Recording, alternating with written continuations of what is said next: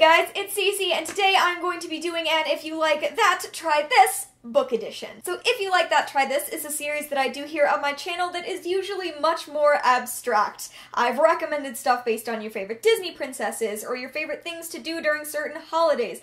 But today I decided I would just go back to a pretty standard if you like this book, try this book. It just struck me looking back at all of the If You Like That, Try This videos that I've done that I've never gone back and done like the original reason you do the If You Like That, Try This videos, and I thought it would be fun. So today's video is basically going to be me talking about a book that's pretty well known, possibly a bestseller that you might have enjoyed and heard of pretty frequently, and I will be recommending a book based on that that is much less well known and just trying to get some hype for some under-hyped books here on BookTube. So let's just jump in and get started talking about More Than This by Patrick Ness.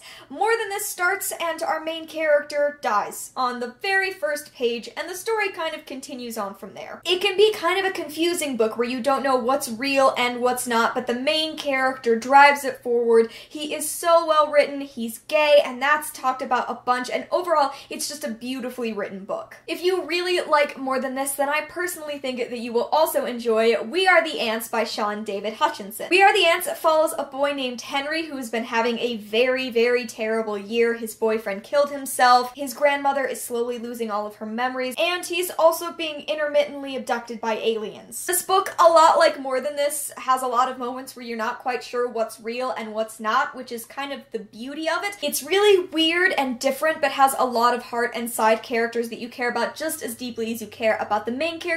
Plus, it has a great romance. And just in case you missed that, this book also has a gay main character as well as a pansexual, bisexual love interest. We don't really get a label for him, but he is pansexual or bisexual or otherwise queer. So if you really like More Than This, then I highly recommend that you check out We Are the Ants. I think that you will like it as well. Next up, we are going to talk about Simon versus the Homo Sapiens Agenda by Becky Albertalli. Simon is a really, really fabulous book following our main character, Simon, who knows he's gay, but he is not out to his school. And one day, a bully discovers emails that Simon has been sending back and forth with a person named Blue. Simon doesn't know who this is, and the bully threatens to blackmail Simon unless he helps him. It's a little bit about that, but mostly it's a coming-of-age story, it's kind of a coming-out story, and ultimately it's a really great romance between Simon and Blue, whoever that may be. If you really liked the upbeat nature of Simon and the cuteness of the romance, then I highly recommend that you check out Style by Chelsea M. Cameron. Style follows two girls in high school, Stella and Kyle. It's a ship name. It's kind of adorable. Stella knows she's gay, Kyle doesn't know she's gay, and then they are paired up to work on a school project and begin to fall for each other from there. This is almost tooth-rotting levels of adorable sweetness and falling in love, which is why it has wormed its way into my heart so dearly. Stella and Kyle are really cute. They have lots of great conversations, and I mean, in general, it's a coming-out story, and it's a romance, and it's really great and really cute, and if you like Simon, then I think that you will also really enjoy Style. So now we're gonna get into kind of a weird zone, and I'm going to talk about, in general, the author Gillian Flynn. Gillian Flynn is one of my all-time favorite writers. She writes female-driven thrillers, generally thrillers that are very, very dark and creepy and beautifully written. Gillian Flynn's writing is always incredibly detail-oriented. It is dark and creepy, and it pulls you into every story despite the fact that there really are no likable characters anywhere to be found.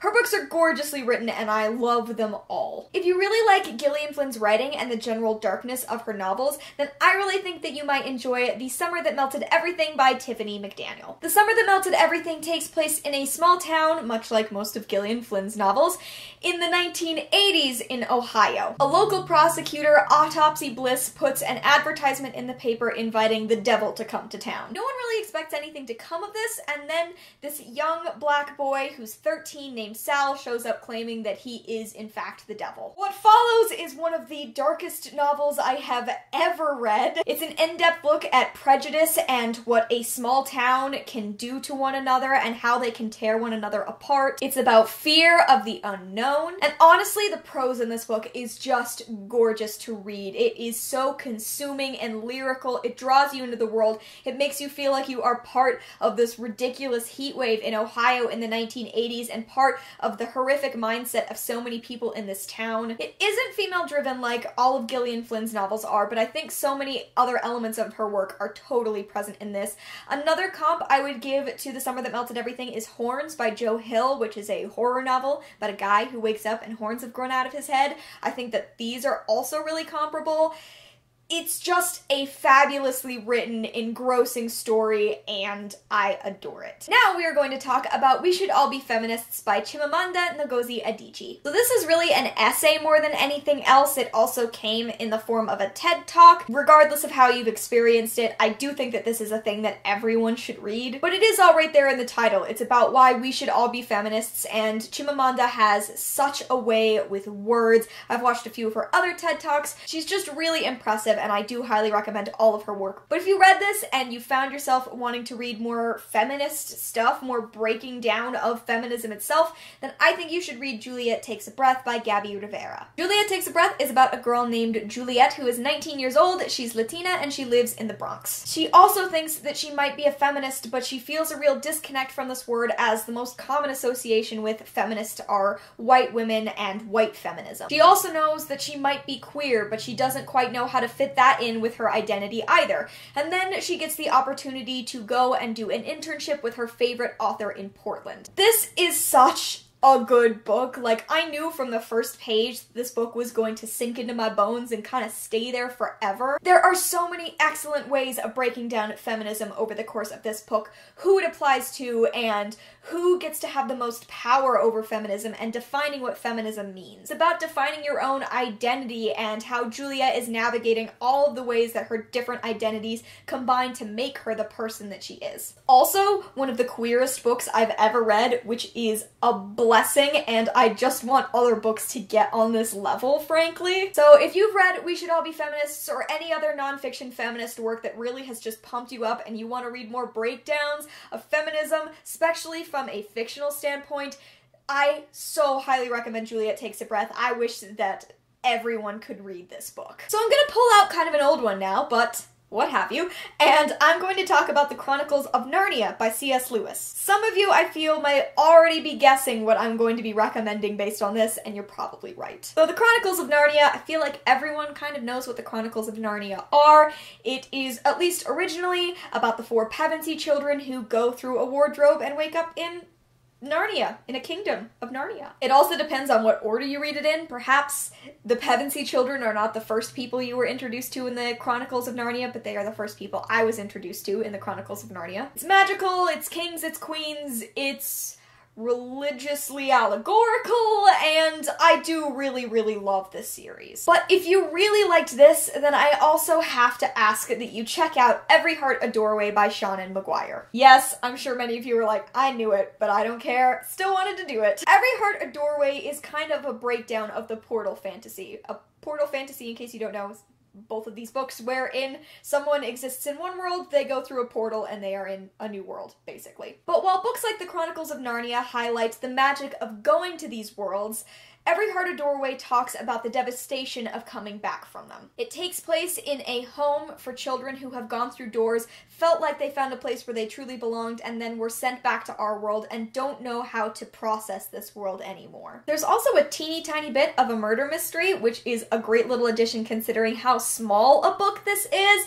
and overall it just makes this book so well balanced. Writing is wonderful. I adore Shaun and McGuire's writing. I actually just read the sequel to this book, Down Among the Sticks and Bones, and I felt like I wanted to put a tab on every single page for like a new favorite quote. I was just finding them constantly. Just to give you like a small example, because this quote has stuck with me so much from Every Heart a Doorway, there is a line that says, "We notice the silence of men, we depend upon the silence of women," that like I had to close the book, I had to think about it for a while, I had to pace. It was just it's so good. The main character is asexual. There's a side character who is trans. The sequel that I just read also has a queer main character. These books are beautiful, and they are such a great breakdown of the portal fantasy. And while I love the Chronicles of Narnia and the magic and the wonder of going to another world, I love that this offers an introspective way to deal with trauma, and I just love it. So if you like the Chronicles of Narnia, clearly I really think that you should check out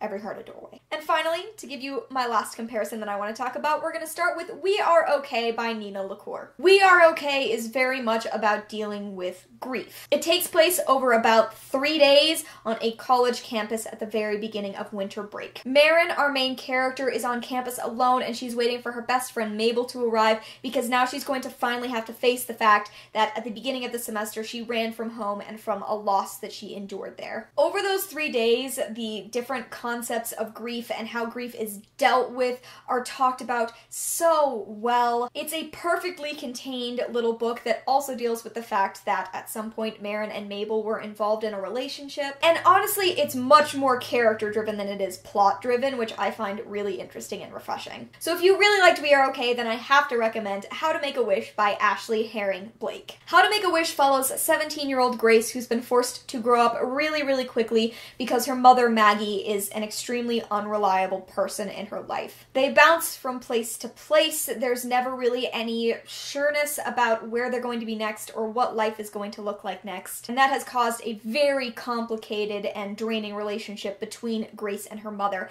And then a new girl named Ava moves into town. Ava has just lost her mother. Then two things happen at once in that Ava and Grace slowly start to fall for one another, but also Ava starts to draw closer to Maggie and a mother figure because she misses the influence of a mother figure so much in her life, which only makes Grace's relationship with her mother ever harder. This book does have a lot more plot than We Are Okay does, but it does primarily deal with Ava and the fact that she's lost her mother and the kind of grief that she's going through because of that, while also talking about Grace's relationship with her mother and how it's primarily a really bad relationship and she doesn't know how to deal with that because this person is her mother. Plus you have a great balance of lady love in there with Grace and Ava. They have a really great relationship. I love both of these books, and they are both 2017 releases that I really recommend that you read. If you've read one and not the other, please trade back and forth. I think they're both incredibly worth it, but if you have read We Are Okay and you really liked it, and you're looking for something that has some similarities, I think that you should check out How to Make a Wish. Okay guys, there you go. Those are my If You Like That, Try This recommendations for just books. But of course, as always, before you go, you get a couple of freebies. If you read and enjoyed Buffering Unshared Tales of a Life Fully Loaded by Hannah Hart, then I think that you should read You're Never Weird on the Internet Almost by Felicia Day, because you can never get enough nerdy ladies on the internet writing memoirs in your life, in my personal opinion. And if you really liked The Night Circus by Erin Morgenstern, then I think that you should never read Caraval by Stephanie Garber. Please don't listen to the comps. It's not worth it. The Night Circus is so much better.